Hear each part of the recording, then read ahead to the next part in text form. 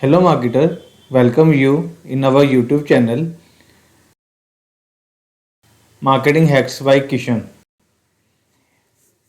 आज का टॉपिक है what is URL and it's सब पार्ट। मैं आपको बताना चाहता हूँ कि मैं एक नई सीरीज शुरू करने जा रहा हूँ जिसमें मैं बिल्कुल बेसिक से सारे टॉपिक को कवर करते हुए हम पूरा SEO, SEM, PPC, social media, इन सब के मेन टॉपिक्स को कवर करते हुए देन मैं अपने हैक्स को आपके टाइम टू टाइम जो है शेयर करता रहूँगा। तो अगर आप मेरे चैनल में नए हैं और अगर आप लर्न करना चाहते हैं तो हमारी कम्युनिटी का हिस्सा बने और इस चैनल को सब्सक्राइब करना ना भूलें और साथ में बेल आइकन को हिट जरूर कीजिए ताकि आपको मेरे जो भी नए नए वीडियोस है, नए नए हैक्स जो है उनकी टाइम टू टाइम आपको नोटिफिकेशन मिलते रहे। सो आज का टॉपिक है what is URL and its के सब पार्ट्स। सो हमारे टॉपिक्स हैं what is URL, full form of URL, URL component and structure और best practice for SEO friendly URL. ठीक है, ठीक है, आगे चलते हैं।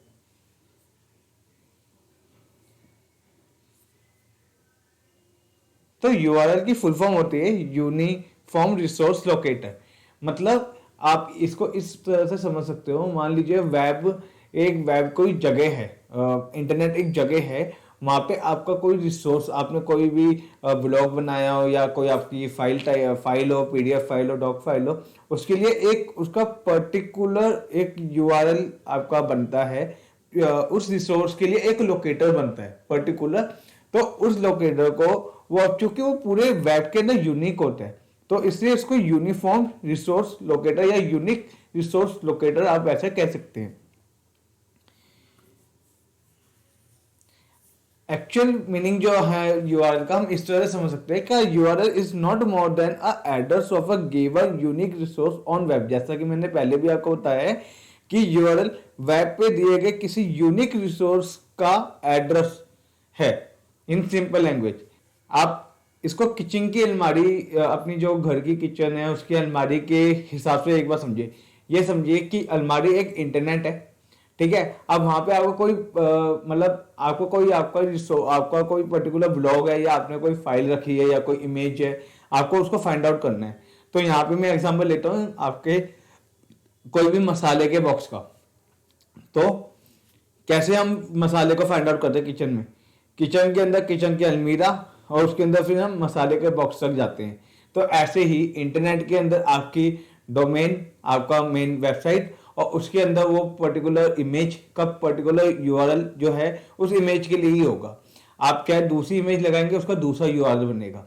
आप कोई फाइल अपलोड करते हैं वेब पे, like PDF file, doc file, तो उसका अपना सेपरेट यूआरएल बनेगा और वो यूआरएल आपको पूरी वेब के ऊपर यूनिक होगा। मतलब आपको उसका डुप्लीकेट कहीं मिलेगा ही नहीं। अब एग्जांपल में यूआरएल का आप देख सकते हो, ये मेरे चैनल का लिंक है, https://www.youtube.com/channel/ अपना चैनल का पर्टिकुलर यूनिक जो एड्रेस है। अब यहाँ पे ध्यान देने वाली बात यह है कि यूआरएल के अंदर ये https होता क्या है, ठीक है। फिर ये हाइफन क्यों लगाया जाता है, ये www. इसका क्या मीनिंग है, तो अब हम इसको समझेंगे। यूआरएल स्ट्रक्चर और यूआरएल कंपोनेंट अब हम समझने जा रहे हैं। तो ये है यूआरएल के सब पार्ट, ये देखिए। सो जो HTTPS होता है वो प्रोटोकॉल होता है, इसका फुल फॉर्म होता है हाइपर टेक्स्ट ट्रांसफर प्रोटोकॉल और एस लगा के सिक्योर्ड। www. ये प्रीफिक्स होता है, ठीक है। कई लोग इसको सब डोमेन भी कहते हैं। यूट्यूब डोमेन है, ये .com टॉप लेवल डोमेन होते हैं और उसके आगे का डायरेक्टरी या फाइल पाथ, डायरेक्टरी होती है या फाइल का पाथ है वो, उसके आगे का जो स्ट्रक्चर है टॉप लेवल डोमेन के बाद। अभी हम धीरे धीरे इन सबको समझेंगे।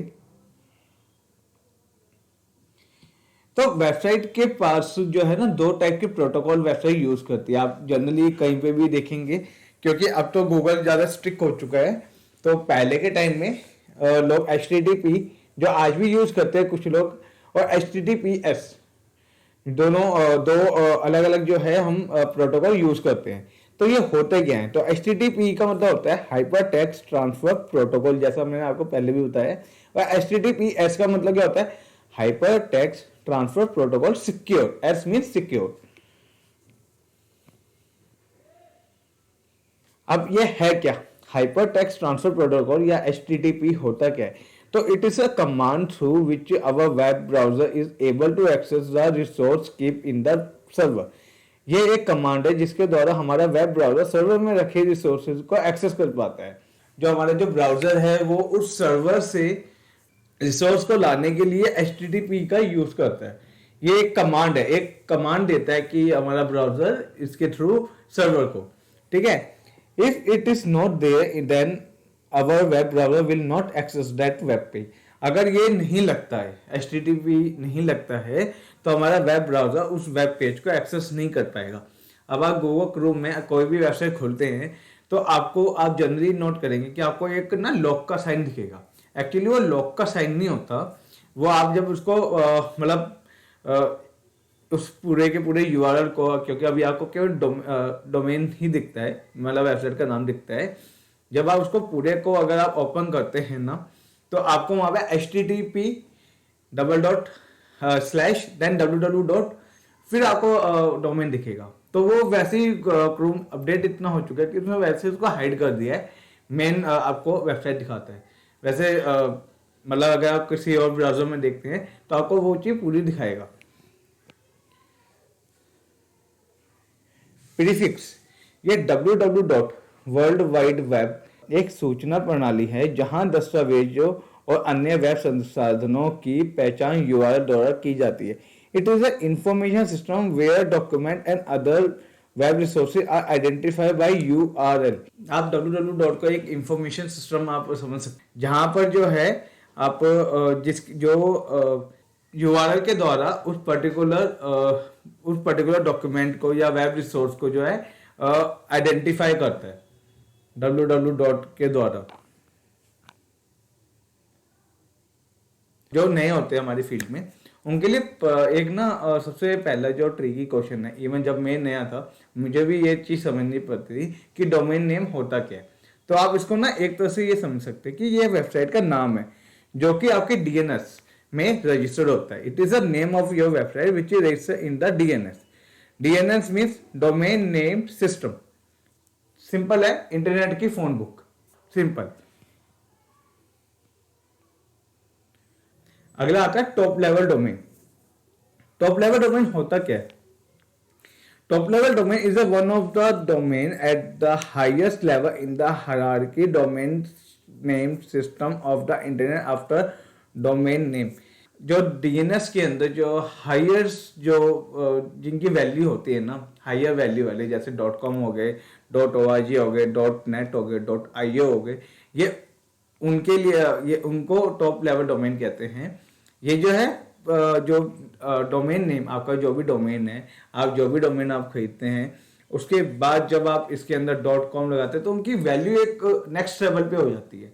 अगर आप मान लीजिए अगर आप इंडिया को टारगेट कर रहे हैं, अब जैसे टॉप लेवल डोमेन में जियोग्राफिकल डोमेन भी आते हैं, जैसे .in, .uk, .us, ये जो है टॉप लेवल डोमेन होते हैं।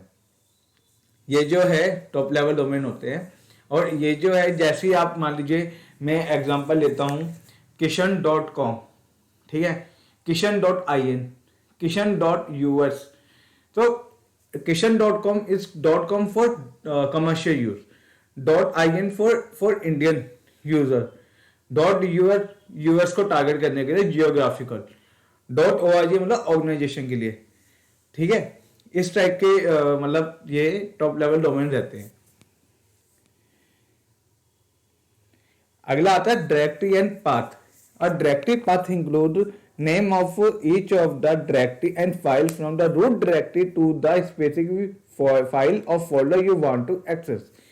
मीन सिंपल मीनिंग है, आपकी वेबसाइट है, वेबसाइट में पर्टिकुलर इमेज, पर्टिकुलर कोई आप PDF फाइल ले रहे हो या आपका कोई ब्लॉग है, अब उसकी डायरेक्टरी, क्योंकि जब आपकी वेबसाइट बड़ी एंड बड़ी होती रहती है तो आपको जैसे आप अपनी कंप्यूटर के अंदर फोल्डर के अंदर फोल्डर, फोल्डर के अंदर फोल्डर, फोल्डर के अंदर फोल्डर बनाते हैं, ऐसे ही सेम सेम हमारी होस्टिंग के अंदर, हमारी वेबसाइट के अंदर फोल्डर एंड फोल्डर बनते हैं। तो उसकी एक पूरी पूरी पाथ जो है वो मतलब पूरा फाइल पाथ रहता है। Amazon.com खोल लो, आप Flipkart.com खोलो, या कोई भी आप मतलब आप ई कॉमर्स साइट खोल लो।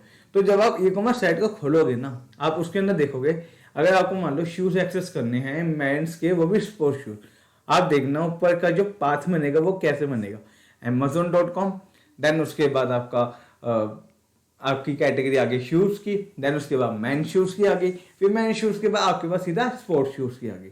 तो ऐसा पूरा एक पाथ बनता है। तो अगर आप उस पाथ को भी देखेंगे ना, और आप मतलब उस पाथ को देखेंगे, आपको समझ आएगा कि आपको अगर वहां उस मैन के स्पोर्ट्स शूज को एक्सेस करना है Amazon वेबसाइट में जाने के बाद, तो आपको कैसे कैसे अंदर जाना पड़ेगा। सिंपल है। अब इसके अंदर जो है कई बार कुछ यूजफुल इंडिकेटर्स हमको दिखते हैं, जैसे हो गया स्लैश। आपने देखा होगा स्लैश जो है, पहले हमने जब फाइल देखी थी, जब मैंने आपको वो दिखाया था, आप देख सकते थे कि स्लैश का यूज हुआ था। तो स्लैश यूज किस वजह से आता है? Slash is use for specific the path to the web page. Web page के पाथ को बताने के लिए स्लैश का यूज किया जाता है, जैसे मैंने अभी Amazon के एग्जाम्पल में आपको बता दिया था। सेकंड जो है वो है क्वेश्चन मार्क का।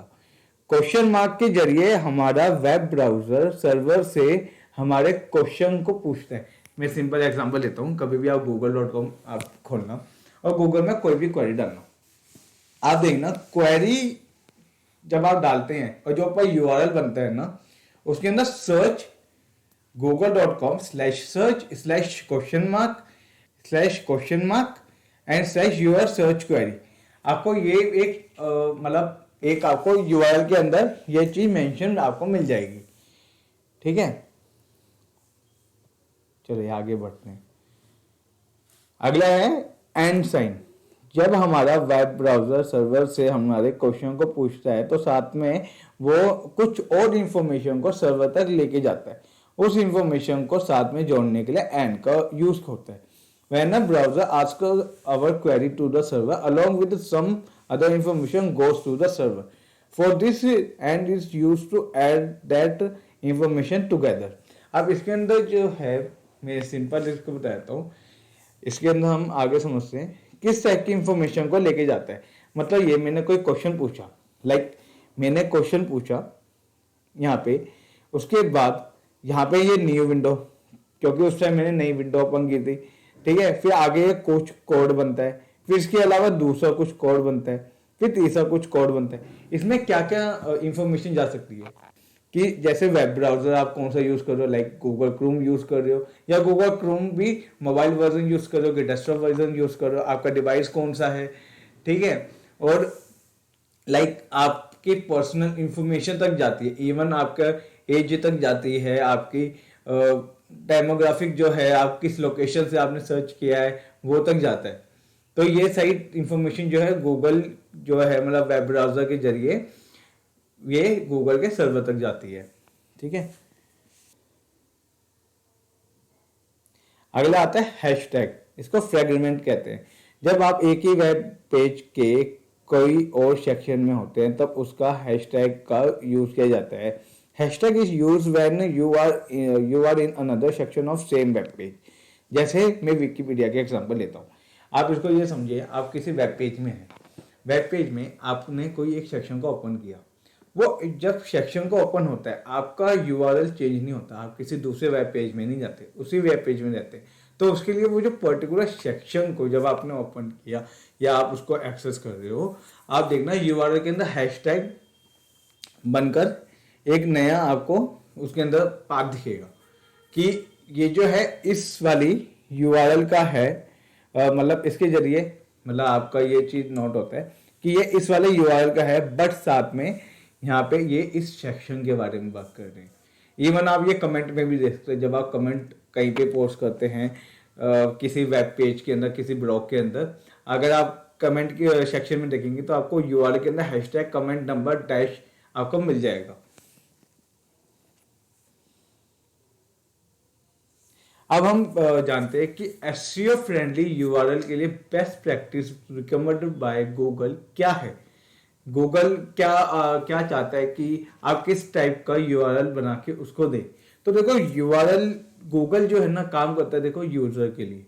Google is for user and we are the publisher या हम मार्केटर, हम जो है गूगल के लिए, हम गूगल के लिए काम करते हैं, गूगल यूजर के लिए। तो इन शॉर्ट हम यूजर के लिए इंडायरेक्टली काम करते हैं। तो यूजर को एक अच्छा एक्सपीरियंस देने के लिए आपको किस तरह की प्रैक्टिस का यूज करना चाहिए जब आप यूआरएल क्रिएट करते हैं, वो मैंने आपको यहाँ पे मेंशन कर रहा हूँ।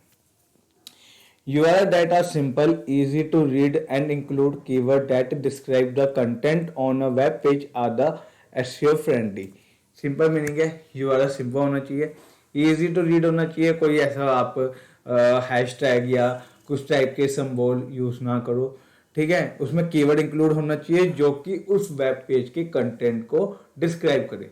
तो आगे हम देखेंगे कि URL के लिए क्या बेस्ट प्रैक्टिस आप यूज करेंगे। तो पहला प्रैक्टिस में HTTPS लगाना जरूरी है। तो जब आप अपनी वेबसाइट बनाएं या किसी से बनवाएं, उसमें SSL सर्टिफिकेट जरूर उसमें इंक्लूड कीजिए। जब भी आप GoDaddy से बाय करें या आप होस्टिंग से बाय करें, आप उसके अंदर SSL सर्टिफिकेट अपने डोमेन के साथ जरूर बाय कीजिए। सेकंड है टारगेट कीवर्ड इन URL। अब टारगेट कीवर्ड का क्या लॉजिक है? टारगेट कीवर्ड का सिंपल लॉजिक है कि भाई आपका जो भी कंटेंट है ना वेब पेज का, जो भी वेब पेज का कंटेंट होगा ना, उसके अंदर जो भी टॉपिक के बारे में बात कर रहे हो, आप उसके बारे में यूजर को URL के द्वारा भी बताएं इन शॉर्ट। तो अपने कीवर्ड, टारगेट कीवर्ड को URL में फिट कर दे, आपका काम बन जाएगा। तीसरा है आपका URL शॉर्ट होना चाहिए और मीनिंगफुल होना चाहिए। आपका जो URL है वो बिल्कुल शॉर्ट और मीनिंगफुल होना चाहिए। ये सिंपल प्रैक्टिस है।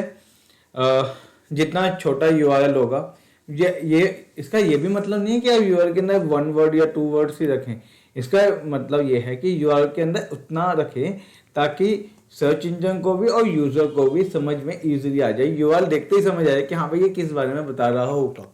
अगर आपकी ई-कॉमर्स साइट है, ठीक है, या आप के बहुत सारे ब्लॉग्स है, लाइक आप एक ब्लॉगिंग वेबसाइट है, आपके बहुत सारे अलग अलग नीश है, ठीक है, तो आप उसके अंदर ना URL के अंदर स्पेसिफिक फोल्डर को जरूर मेंशन करें कि ये जो URL है वो ऐसे ऐसे पाथ में जा रहा है, मतलब ताकि वो इससे ना search engine, search bot, crawlers and user सबको इजीली समझ आता है कि हाँ भाई ये इस वाले पाथ के थ्रू मैं उस वाले ब्लॉग को या इस वाली फाइल को मैं एक्सेस कर सकता हूँ, ठीक है। सो गाइस आज के लिए इतना ही, ठीक है, एंड अगली मुलाकात आपसे बहुत जल्दी ही होगी। और प्लीज़ मेरे चैनल को सब्सक्राइब जरूर कीजिएगा। मैं एक सिंपल सी आपको बात बताता हूँ, मैं अपने चैनल में बहुत सारे मेरे अमेजिंग हैक्स है और इवन मैं आप लोगों से खुद 1-to-1 बात करना चाहता हूँ। तो हम जो है इससे बहुत जल्दी आपसे मिलेंगे। बहुत जल्दी मैं लाइव सेक्शन भी शुरू करने वाला हूँ और मैं अपने साथ और भी मार्केटर्स को भी ऐड करना चाहता हूँ। अगर आप एक्सपीरियंस भी हैं तो भी आप मेरे साथ ऐड हो सकते हैं। हम मतलब सीखेंगे भी सिखाएंगे भी, हम दोनों वे में काम करेंगे, हम सीखेंगे भी और सिखाएंगे भी। तो अगर आप मार्केटर है तो आप भी मोस्ट वेलकम है मेरे चैनल में, आप भी हमारे साथ अपना एक्सपीरियंस भी शेयर कर सकते हैं। और अगर आप बिगिनर है तो आप बेशक अपना यहाँ से जर्नी शुरू कीजिए।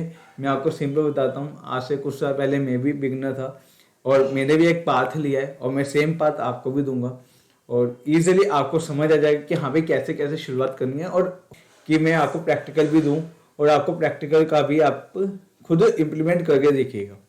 तो आज के लिए इतना ही। मेरे चैनल को जरूर सब्सक्राइब कर देना यार, बस जैसे तैसे आपसे 1000 सब्सक्राइबर की मेरी उम्मीद है।